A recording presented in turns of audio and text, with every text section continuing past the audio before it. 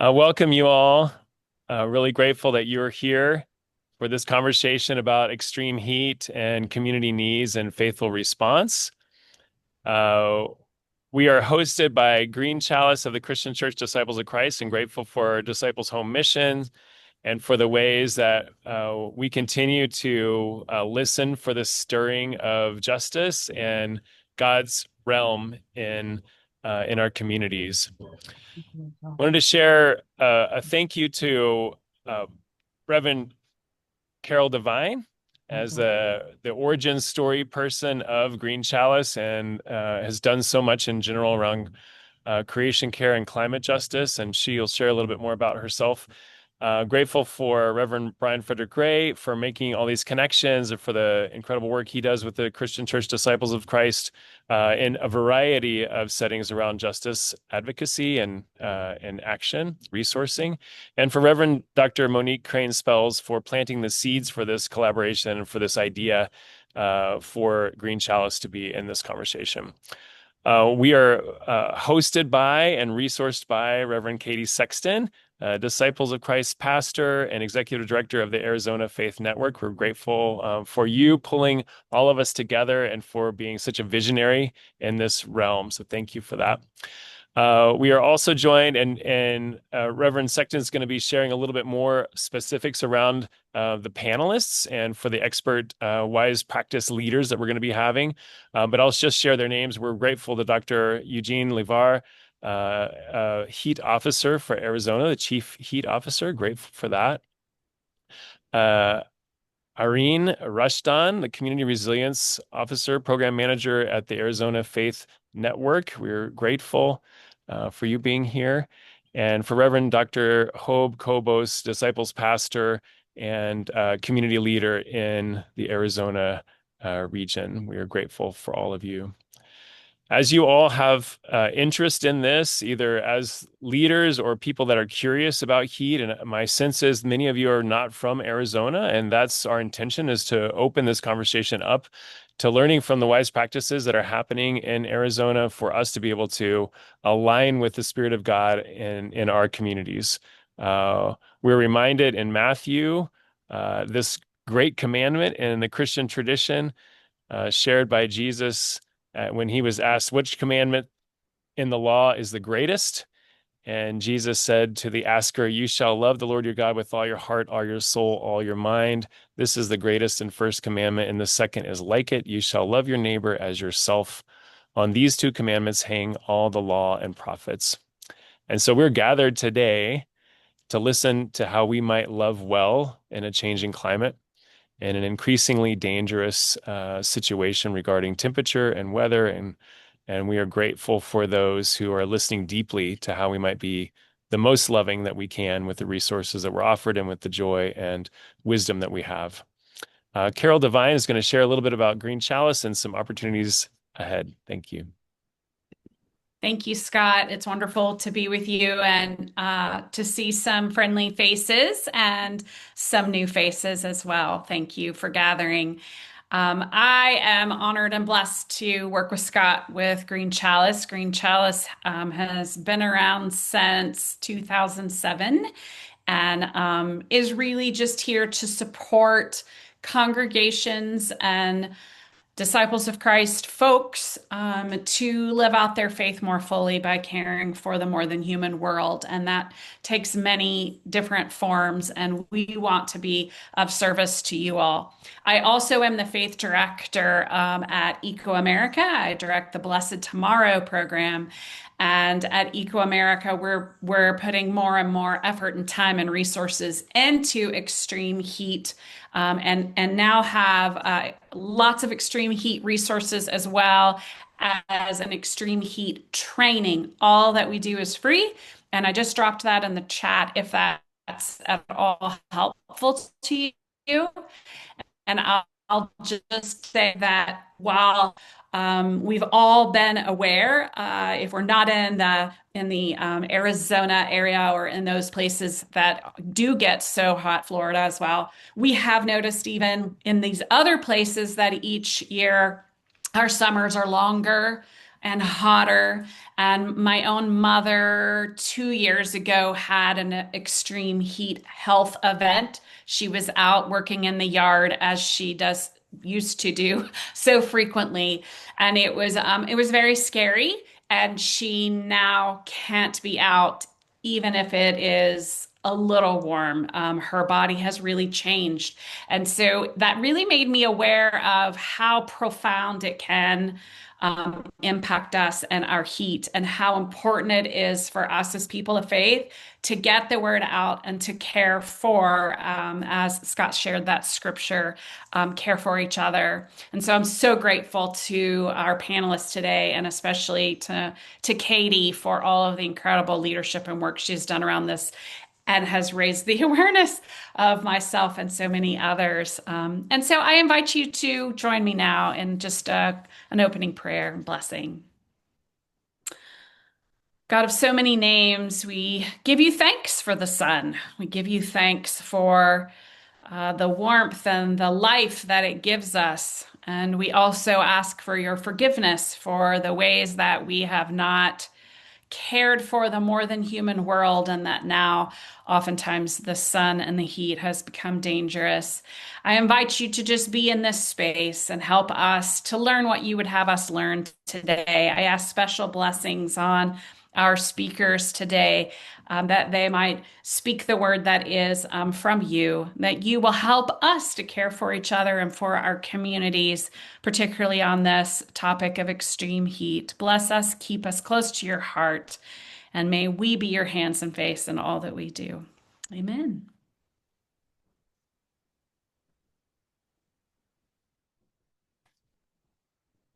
Thank you.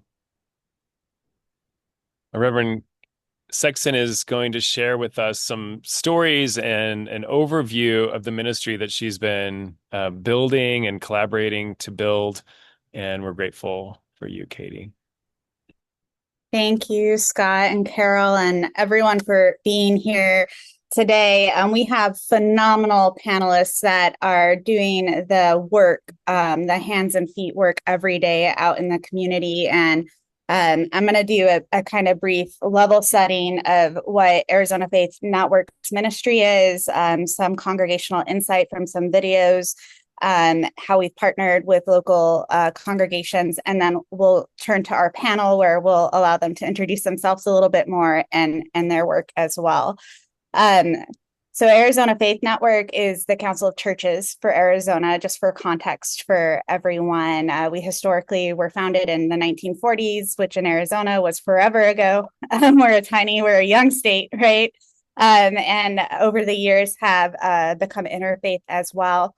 And in the year 2020, before I get into my full presentation, when everything was closed around the country, we got a phone call because we were also facing the hottest summer on record here in Arizona. And even though we had an eviction moratorium, people were still being evicted out into the hot streets of Phoenix and Tucson areas. And so we had a question from Maricopa County and Arizona State University of all of our government buildings are closed that we usually use as cooling centers. Would it be possible for us to potentially open up faith communities and congregations for heat relief?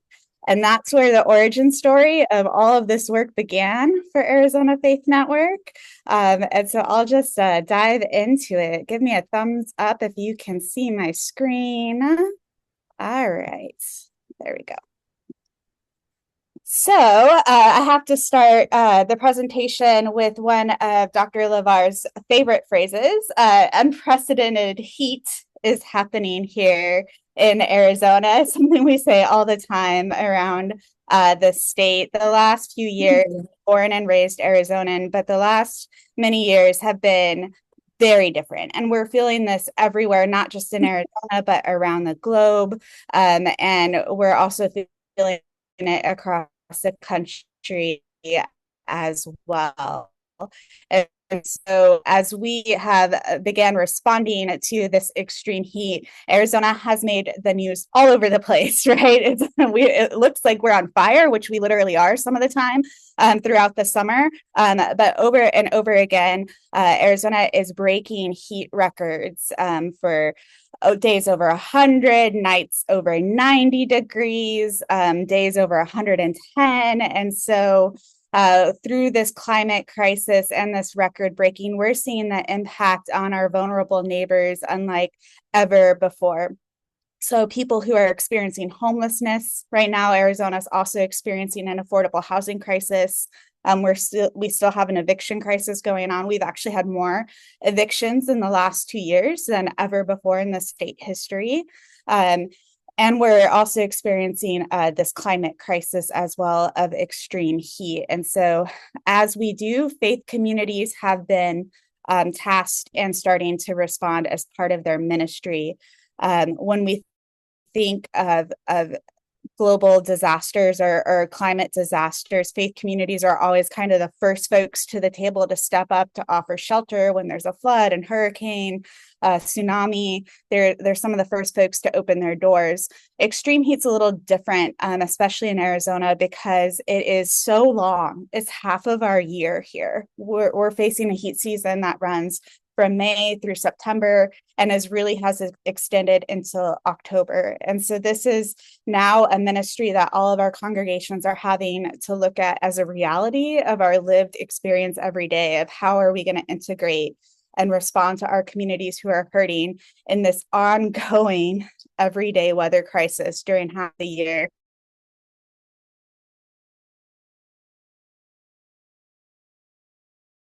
Heat here for us is long. It extends over, half the year. Heat in Texas or even in Memphis when we were there for our general assembly.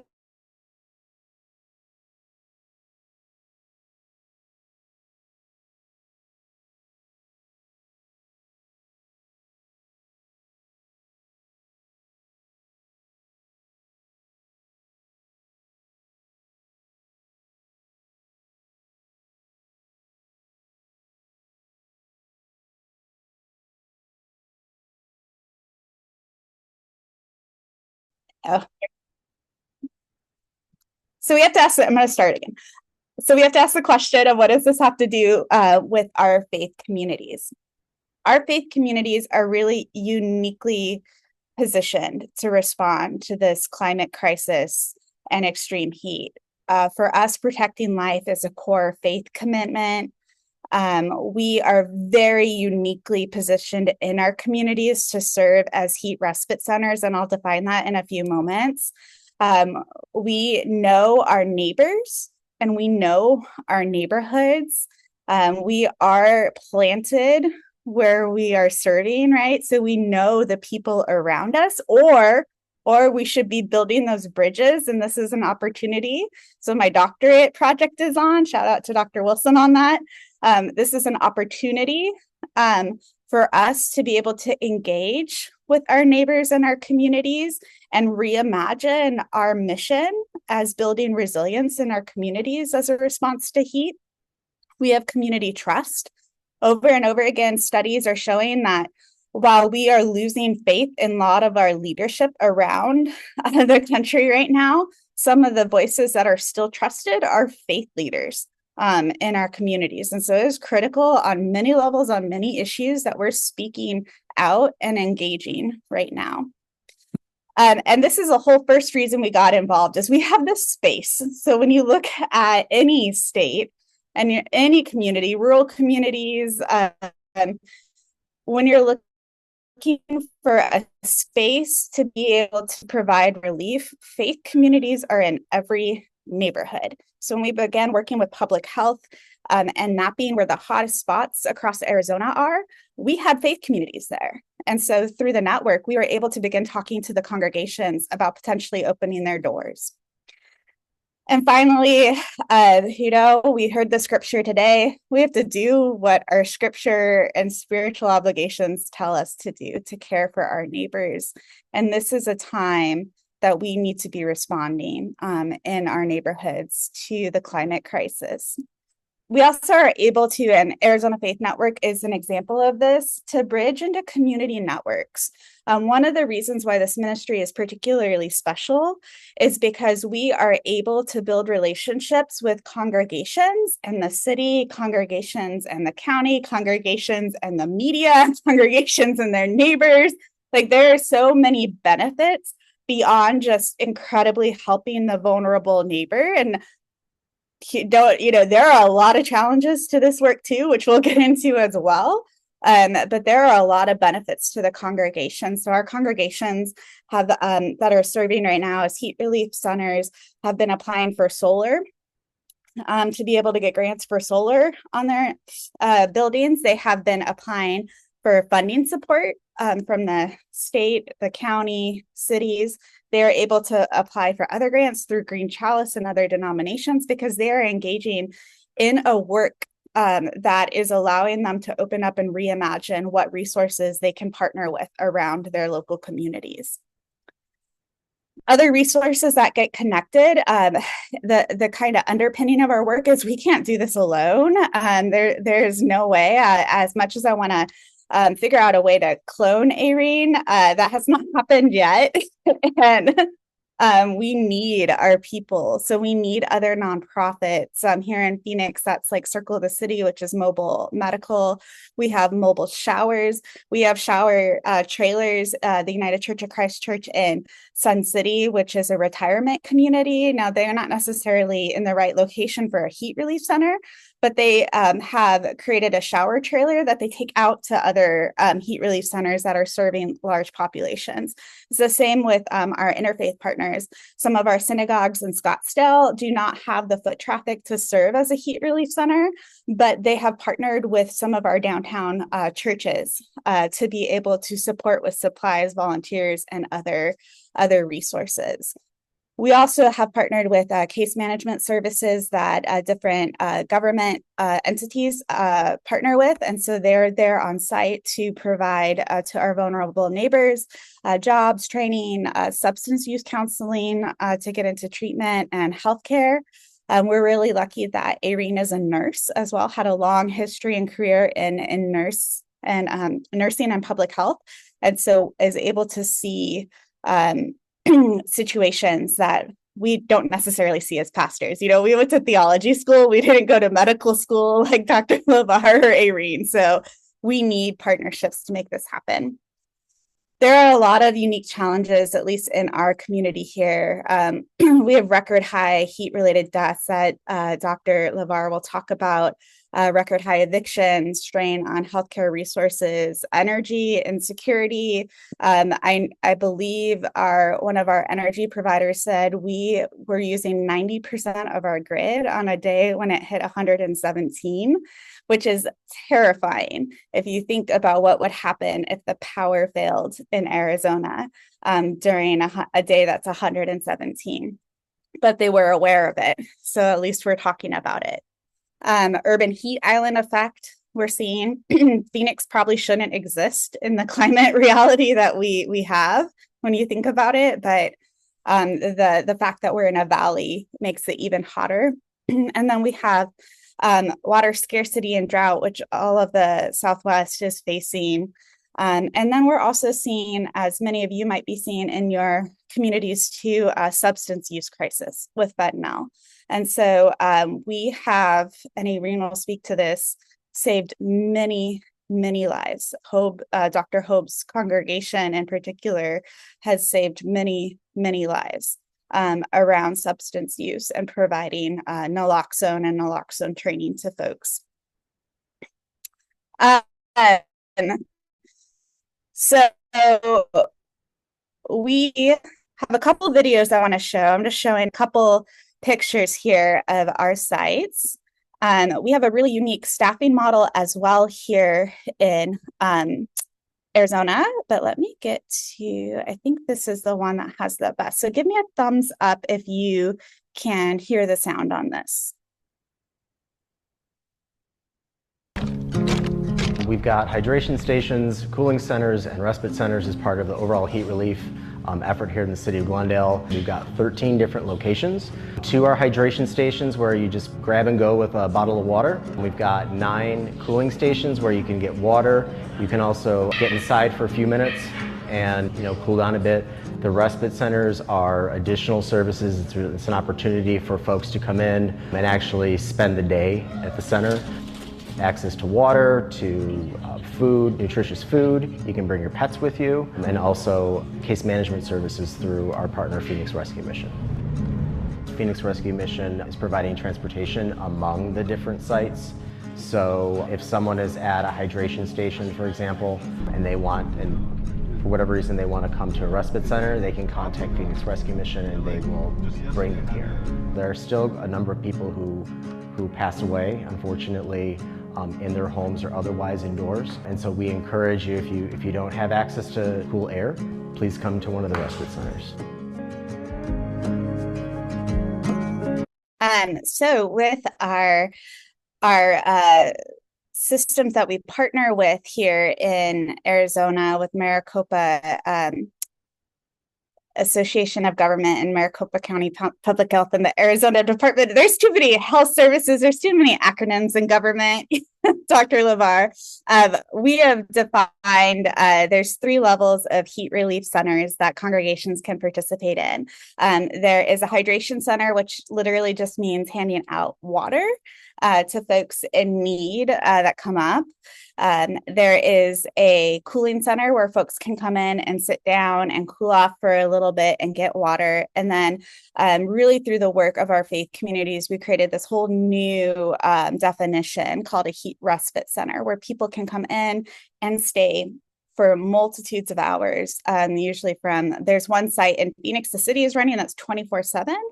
And most of our sites run between either 10 to 8 or 12 to 8 every day, and folks can come in, lay down, rest. We're a really big pet lovers at AFN and our congregations. You have to follow Larkspur because they have pictures of pets all the time on social media. But they're allowed to bring their pets and cool down, get some food, snacks, access to services. You have to understand here, if you don't have air conditioning in your home, and a good chunk of folks we see have housing, but they are not able to run their air conditioning, which is hundreds and hundreds of dollars every month here. The temperatures at night are over 90 degrees some evening. And so you're not able to cool off enough to get that uninterrupted rest. And so we provide that space, that respite into congregations. We have a really good guide I can give you that's like a how-to on this, but it is kind of as simple as it sounds, and then it gets really complex of just opening up the space, providing access to water, providing access to rest, but there's a lot to learn as you go too. So this is just an example, and we'll share the link as well for Arizona as a map that we have for heat relief centers. I'll drop this link in the chat as well. This is our guide on how we run the centers that can absolutely be adaptable. And we are happy to meet with anyone that's interested in starting at this in their congregations as well. I do want to share a couple more videos just for our congregational stories of what's going on. So the first one is going to be a little bit on our staffing model at Arizona Faith Network. We hire a lot of folks that are unemployed, underemployed, experiencing homelessness, that need employment in order and an attempt to best serve our community and to break the cycle of poverty. And we pair them up with leaders like Reverend Dr. Hobe, who have been doing this for a while, have helped create the program, and need just kind of that push into something more. So here is a story of one of our leaders at First Church United Church of Christ in downtown Phoenix. Across the valley are meant to help get the homeless out of the heat. I'm Adam Klepp, telling you how they're also helping those same people get a helping hand up into a new life. Inside the cooling center at the First Church UCC in Phoenix, Brian Hagen takes a tally of everyone who walks through the door. Practically all of them come in heat risk, sweating, really, really tired, and showing the symptoms of being overheated. Hagen recently fell on hard times. Unable to make rent, He now lives in a shelter. In this job, I work Sunday, Tuesday, Wednesday, and Friday. My check growing more and more. It's a nice relief. he's helping others while helping himself get back on track. I got a lot of faith in myself, and I'll definitely pull through. Hey, Brian, how's it going today? Going pretty good. Arene Rushdan helps manage multiple cooling centers in the valley. They're serving anywhere from 50 to 100 people a day. A little hot outside right now, right? Oh, man, it's pretty hot. She found Brian through a local nonprofit, saying it's special to see these cooling centers protecting people from dangerous heat and also give others a second chance. And that's what the whole thing is about, helping people do better, and to actually see it in action just warms my heart. Brian hopes to use this job experience to find another full-time role after the summer. For now, you feel like you're making a big difference? I do, yeah. Seeing the smiles on the people getting their water and stuff, that's pretty cool. A full list of resources for getting out of the heat and ways you can help people this summer are on abc15.com. I forgot to mention that the first video, everything that was shown in it was a Disciples of Christ congregation. So we have so many videos to share and documentaries to share as well. We've had, now that Arizona is like the hottest place in the world, apparently, I don't know that that's true, but we've had a documentarian from Denmark with us a lot of the summer. So we are happy to share that, but I don't want to take up any more time on me talking because we have really important panelists here. So Scott, if you are okay, I'll move into our panelists because I want to make sure they have time to present. And we're going to start with the country's, I think the globe's first ever Arizona Chief Heat Officer, Dr. Eugene Livar. We are so honored to have you with us today, Dr. Livar. Dr. Livar has been just a phenomenal partner in this work, moving lockstep, definitely with all the work Arizona Faith Network has been doing in our congregations and with all of our other partners across the cities, counties, and nonprofits as well. We dropped his bio in the chat, so definitely grab a look at that. But I have a feeling that Dr. Livar and Governor Hobbs here in Arizona are kind of paving the way that a lot of states are going to end up following pretty soon. So Dr. Livar, I'm going to hand it over to you.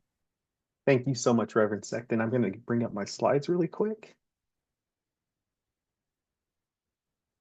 And hopefully everyone can see those. Okay, yep. Perfect.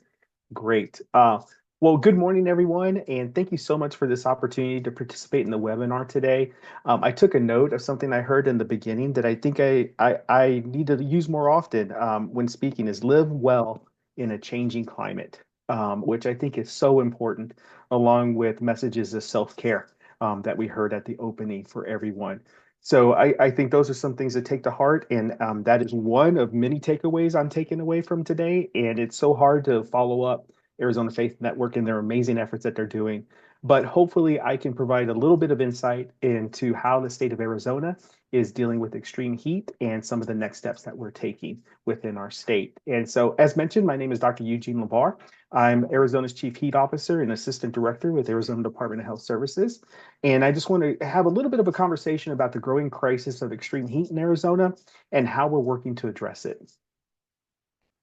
So Arizona's extreme heat, as you heard, is a growing crisis with significant consequences for our state.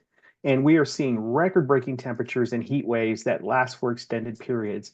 I think in this year alone, we saw our first 90-degree day in February, which is important to note because there isn't time for community members who may be at an increased risk to acclimate to heat. And then all of a sudden you see this spike in heat and they're out doing their normal activities and normal stressors and may not be prepared for what may be some repercussions of being out in those higher temperatures. We saw our first triple digit day in April this year, and that was even before we start our official heat season, which usually starts in May. And as mentioned, our heat season has been running past September. Last year was into the middle to the third week of October, and we're likely expecting the same. And so really, we're probably dealing with heat season within the state of Arizona for about 3/4 of our year in one way or another, with not much downtime to prepare and evaluate and see what we're going to be doing from year to year. So we move very quickly and are very thankful for strategic partners that we have across our state. And as we all know, this has significant health and mortality impacts, especially among our most vulnerable residents. Those include the elderly, the young, outdoor workers, those with substance use disorder, and the unhoused are particularly affected and should be in our minds and thoughts as we plan policy and next steps as we move forward with extreme heat. And beyond the human toll, extreme heat also places a major strain on our economy and infrastructure, impacting everything, as you heard, from our power grid to our transportation system. And it's a complex issue that requires a coordinated, multifaceted response and approach. So just wanted to bring a little bit of what we're dealing with within Arizona to everyone in case you're not from our state. These graphs illustrate the stark reality that we face. The number of heat-related deaths in Arizona has been on a concerning upward trajectory since 2013. And heat-related deaths front in Arizona, the numbers actually decreased for the first time in 2024 to 976 preliminary heat-related deaths compared to 990 in the previous year. And this is a really noteworthy development as it marks the first time we've seen a plateau or a decrease in heat-related deaths on our state since 2018. And so that's in thanks to all of the hard work from the entities that help work across these cooling centers and heat relief sites across our state and are doing so much to plan, prepare, and execute during the heat season. At the same time, we've also seen an increase in heat-related emergency department visits.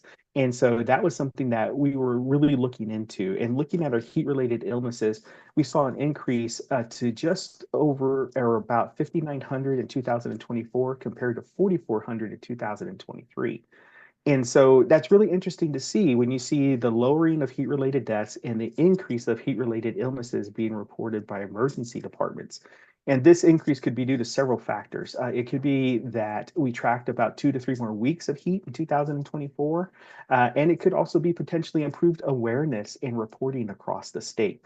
But what we have noticed is that, and anecdotally heard from local jurisdictions, is that the severity of the heat-related illness cases that they're experiencing have been less severe compared to previous years. And so we're hoping the awareness, the communication, all of the strategic partnerships are working to get some of this information spread across the community.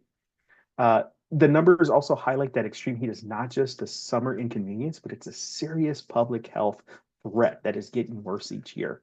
And this is why our work is so critical that we're doing. So just wanted to guide everybody, like, how did we get here to where we're having this coordinated and unified approach within Arizona? So it really came about in a response to a growing crisis that we saw within our state under the leadership of Governor Hobbs. And she took a proactive and structured approach. And she actually had an executive order in 2023, which directed state agencies to develop a comprehensive heat plan, along with other items to help address extreme heat within our state. Over several months, we had multiple workshops and Heat Health Summit in collaboration with various agencies and partners. And this collaborative process led to the drafting of Arizona's Extreme Heat Preparedness Plan, which was published on March 1st, 2024, that is now our responsive framework within our state. And this plan is a testament to the power of working together across different sectors to address a common challenge. The Extreme Heat Preparedness Plan is designed with both immediate and long-term goals in mind, and the immediate focus was on ensuring cross-agency preparedness for the 2024 heat season. But that also stretches into current heat seasons and beyond. But we also understand that this is not a one-time effort. We're not going to solve the issues and concerns around extreme heat in 12 months, in 2 years, in 3 years, or 5 years. It's going to be a long-term effort that we need to do over multiple years. And the plan includes a framework for long-term policy and operational recommendations to build a more resilient Arizona for years to come. Our short-term recommendations for 2024 were focused on 4 key areas around shelter, health, energy, and disaster response, network of cooling and hydration centers, providing resources and information to the public, improving our power grid's resilience. As you heard Reverend Sexton mention, there have been days that we've used up to 90% of that grid. And that is something that we need to make sure is not only safe and checked, not only for our urban communities, but also for our rural communities too. And also coordinating emergency response efforts more effectively so that we can be ready and respond appropriately when needed. And these are critical, immediate steps that we are taking to protect Arizonans during the hottest months. Looking beyond the immediate heat season efforts that we were doing, we have a set of longer-term recommendations to build a more resilient future. This includes things like developing strategies for safe and affordable housing and adapting our emergency response system to better handle heat-related events. That way we can kind of be making sure that it is most effective for our community partners. We are also focused on creating a more robust and permanent cooling center network and support system with our community partners and faith-based partners across the state. And finally, a data-driven approach is essential so that we're committed to improving our data collection, building our knowledge base, and making sure that data is available to the public to help inform them and to make sure that they're aware of what we're seeing within our state through our public-facing dashboards and reports, and also developing a skilled workforce to address this challenge. One of the things people may not be thinking about is as we have more individuals and as we have more ACs, do we have the workforce available to repair those HVAC systems? Do we have a workforce available to go in and look at construction, weatherization, and other aspects, road repairs, and things that will be needed within our state as that heat continues to rise from year to year? Essential to our efforts, within the Arizona Heat Preparedness Network, and that network is an engine driving our coordinated heat relief activities, bringing together state agencies and other partners. We've activated cross-collaborative teams to focus on specific areas like data analysis, communications, building a stronger infrastructure. And we've also launched an online platform by the name of Civic Roundtable to facilitate collaboration and share information. And this model of enhanced statewide coordination really allows us to pool our resources and knowledge to be more effective in our response. As they say, it takes a village, right, to get anything done that's worthwhile. And in 2025, I just wanted to mention our key approaches are built on the success of the past year. So we'll continue to leverage our established coordination framework. Our focus remains on efficiency and maximizing input from all our partners. We want to make sure that people are heard and they have opportunity to provide input. That way we can all own our efforts going forward. We're also transitioning much of our collaborative work, as mentioned, to our online platform Roundtable to make it easier for people to participate and to get information in a timely manner and know where to go for that. And most importantly, we will continue to use data-driven and collaborative approaches to address the evolving challenges of extreme heat we're experiencing, like many others across the nation. One of the things I wanted to highlight is, you can see on this slide, is that we understand providing accessible information to the public is crucial. That's why we have created a one-stop shop at heat.az.gov. It's a central resource hub for items related to extreme heat within Arizona. And this website is to help Arizonans stay informed, safe, and connected during heat season.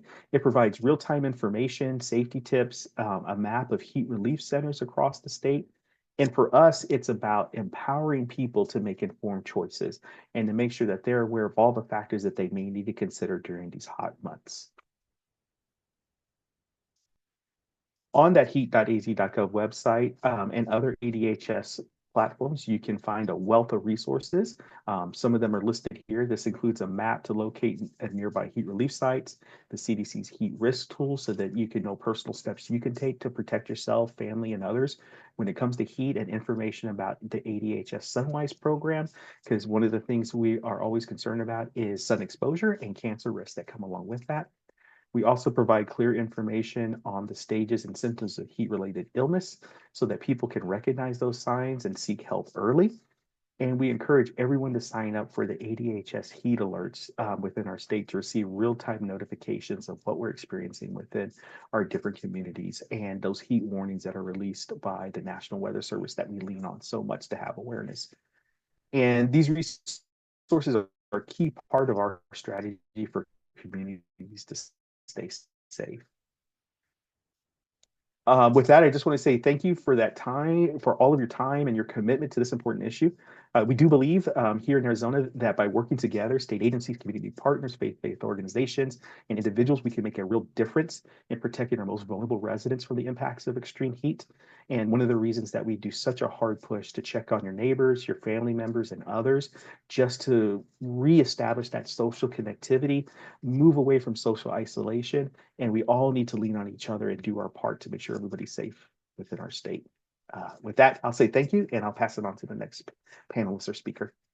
Thank you so much, Dr. Livar. There we go. That was wonderful. And again, so honored to have you here. We're going to be throwing a million resources at everyone today, but I will help Scott to get all the links kind of organized, and we will share our slides if Dr. Livar is okay with that as well. I want to turn it over to Reverend Dr. Hobe today, because Hobe has been doing the groundwork at Larkspur Christian Church, which in and of itself is a whole story, because they renovated a Denny's, a breakfast place here in Arizona, into this beautiful church. And with that, ended up in one of the hottest places in West Phoenix and on the border of Glendale. And has now been serving a really unique community. It's one of our busiest sites across Maricopa County. And yeah, I'm going to stop talking. Hope, will you just tell us a little bit about your ministry, how you got involved, what that's looked like for Larkspur? I really recommend, with all the bad news in the world, following Larkspur on Facebook, or because they post really good stories all the time. So Reverend Hope, will you share with us? Thank you for inviting me. Like Reverend Katie said, my name is Hope Cobos, and we've been doing this for a while. And as a congregation, I encourage other congregations to start small. And what I say about starting small is several years ago, we partnered with other organizations, and we made peanut butter and jelly sandwiches. We sent water to other organization that was distributing heat packages in another areas of the city. Because my congregation is, the age in my congregation, the age is around 60 to 120. So I'm one of the youngest. So my congregation couldn't do a lot because they don't move that much. So we started small. We did sandwiches every Wednesday morning, peanut butter and jelly sandwiches, and put water, and we send it to partner with other organizations where they will distribute them somewhere in the city. Then we went to the second level later on. We put a food bags outside of our church building because, like Reverend Kerry said, we are in it's a lot of homeless around us. And we are under bridges and also with the water canal. So it's a lot of people around our parking lot. So we put a food box. This not that big, very small. I mean, we can put maybe 20 bottles of water there, peanut butter, and then pretty soon the neighbors that were not part of our church, they usually came also every morning and filled up the box for us. So it became a neighbor thing with these food bags. So Reverend Katie kept asking me, why you not do a cooling center? I said, no, my church will not. No, that will not fly in my church. We have a stained glass windows that they are more expensive than the entire structure. No, we have wood floors. No. It's no. So after several years, we said yes. And right now we are welcoming between 6,000 people into our sanctuary in 4 months. Last year, we welcomed 6,000. The year before, we welcomed 7,000 people. Right now, we are having between 60 to 80 people a day. We having around 20 showers a day. That is one of the few respite centers that offers showers.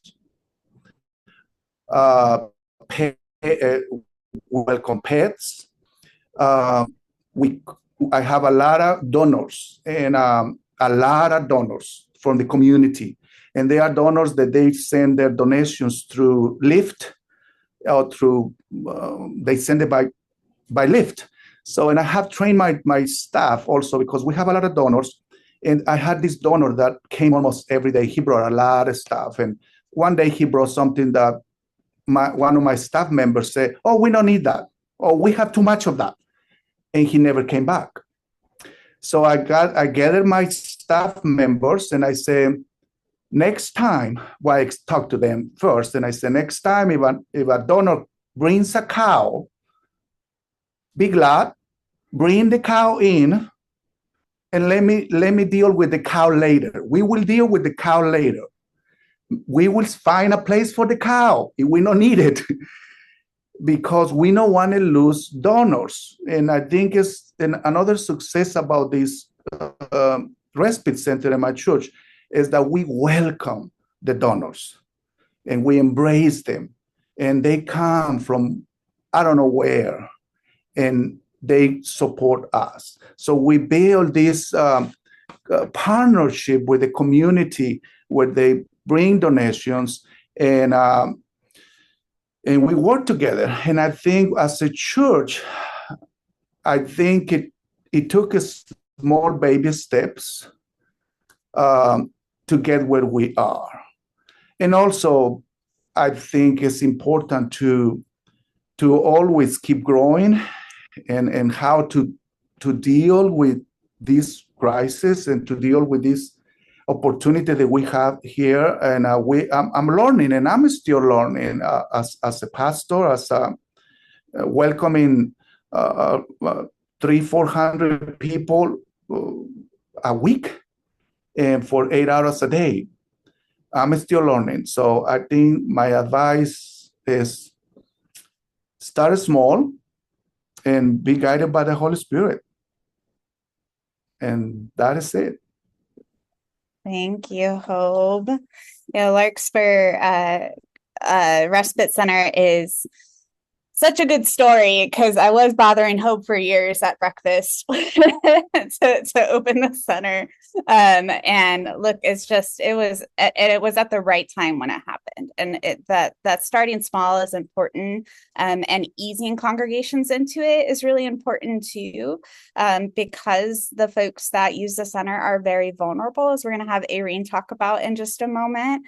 It is going to sometimes create a mind shift in ministry, but it will also bring blessings like you'd never, ever imagined. And I love watching our local disciples congregations rally around the centers that are open, the congregations that are hosting. So our other congregations where I attend, Foothills Christian Church, is a backup emergency site. But they've adopted Larkspur, and I think there's people there every day with you, Hope, from Foothills. And so because they are not in the right neighborhood for heat relief where Foothills is, they want to do the work. And so there's such joy at Hope's church. And thank you so much, Hope. Arene is an angel. This whole program would not exist without Arene Rushdan, who is our manager over our 50 plus employees and volunteers we have every summer.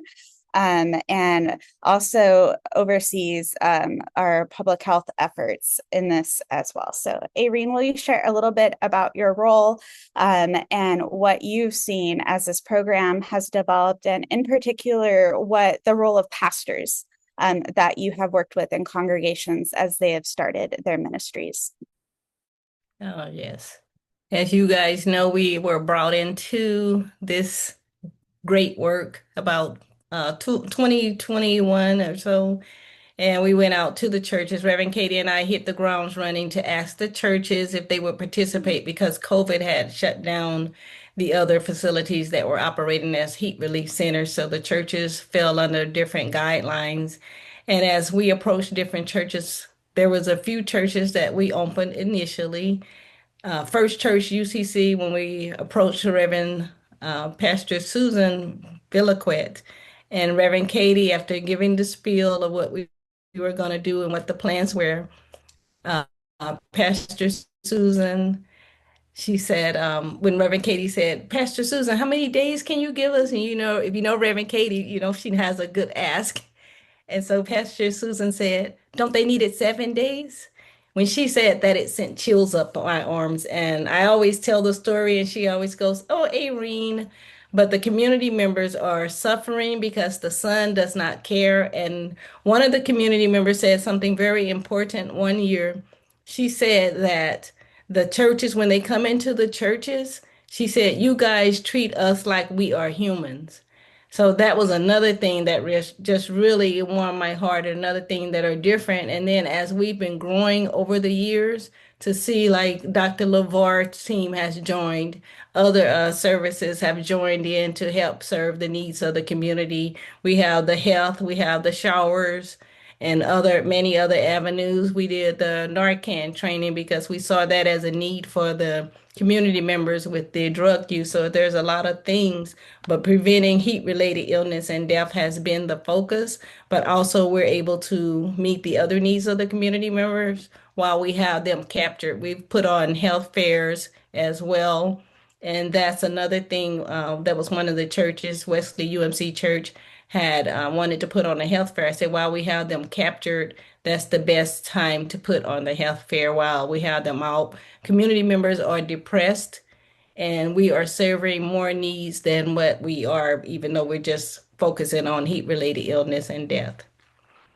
And it's hard for me to follow Reverend Katie, Dr. Livar, and Dr. Hope. It's hard to follow them. So any questions that you may have, because they gave a very, very thorough presentation of what we do. Yeah, Irene, I think for this particular webinar with the congregations learning how to do extreme heat relief, when you're working with a new congregation, is there any advice you give them? And we're unique, like we have funding sources because this is such a crisis here in Arizona, working with the government and local foundations. We've had to really build up over the years. We started with no money and we were just asking for volunteers and donations, and then we've really built up our donor base and grant base and partnership base. But when you work with congregations where we're not staffing the site, right? So what is some advice you give to congregations when they're first opening or starting heat relief ministry? Well, first of all, you need to make sure you have the staff there that's going to be there, because you do not want to have the center scheduled to open and then the staff is not there. So first thing first is to have the staff, and then we have guidelines and training things that are offered by the governmental have set up training programs, and then we also have a guidebook that we have set up. But the most important thing is to have compassionate, empathy staff members available. So that's the first thing that you want to do. And then the next thing, you definitely want to make sure you have enough, because water is so, so important to have that on hand to come in. And then to have light snacks, because we've learned through the years providing light snacks is very important. But to make sure you have compassionate staff available, because that's the communication that we get back from our members. Yeah, thank you. And I think another really important thing to do when you are responding to any weather crisis, but especially heat, is to go through the heat relief or heat stress and heat stroke symptoms with folks as they come in. One of the first things our staff does in welcoming folks in is making sure they're not having a medical emergency. And if they are, we do call 911 and get them assistance. So that is another thing just to name. But with that, I'm going to remove our spotlight, Scott. So I don't know if we want to open up for Q&A. And I told you we could talk this whole time. Yes, you shared that we could do this for this could be a whole retreat, which could be in the works someday, to do a heat-related retreat. We are almost out of time. And so I wonder if people would put questions in the chat, and then when we do follow-up email, Katie, if that's all right, we could maybe address some of the questions that come up. And then we'll be pulling together resources that are from the variety of perspectives that we've had here, and then we will send those out in a follow-up email, and we are so grateful for the work and for the learnings that you have experienced and that you've shared with us. And we trust that this is a beginning. I know that you all have been doing this for a long time, or for quite some time, but many of us are new to this conversation and to this ministry, and we are grateful that we're hearing from you that you are available to us as we grow our capacity to accompany people in this way. So we're really, really grateful for that. I wonder if we can. It, since we are right at time, if you would put questions in the chat, if anyone is available to stay on for a couple minutes afterwards, and we'll stop recording in a minute. But I'm wondering if you would put in the chat not only your questions, but a word that you are carrying forth with you, a benediction. And you're welcome to unmute as well, but it's just a word. It's not another sermon. I know we have some pastors on. It's just another word or a word in the chat there. If you would share that as a benediction or prayer. I just wanted to add something. Do not feel that you're alone because don't feel like you have to reinvent the wheel because there's already material available for you to follow. Thank you. Thank you. I'm carrying gratitude forth with me.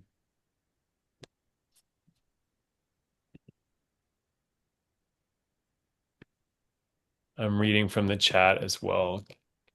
Care, resilience, compassion, hope, breeze and spirit, hope, prayer, appreciation, community. Creator God, we are grateful for the opportunity to listen to one another, to experience a glimpse of the realm of God, your realm, as it's been coming together in Arizona. We're grateful for the number dipping loss of life this year, and we dare to believe that we can contribute to more life abundant next year. Thank you for the voices and the intentions in this rectangular Zoom room, and we ask that you will continue to accompany us as we seek to bring life and love, cool temperatures, and life-saving water to our communities. Amen. Thank you, friends. I'm going to turn off the recording, and then if anyone wants to stick around for a little bit, we're grateful.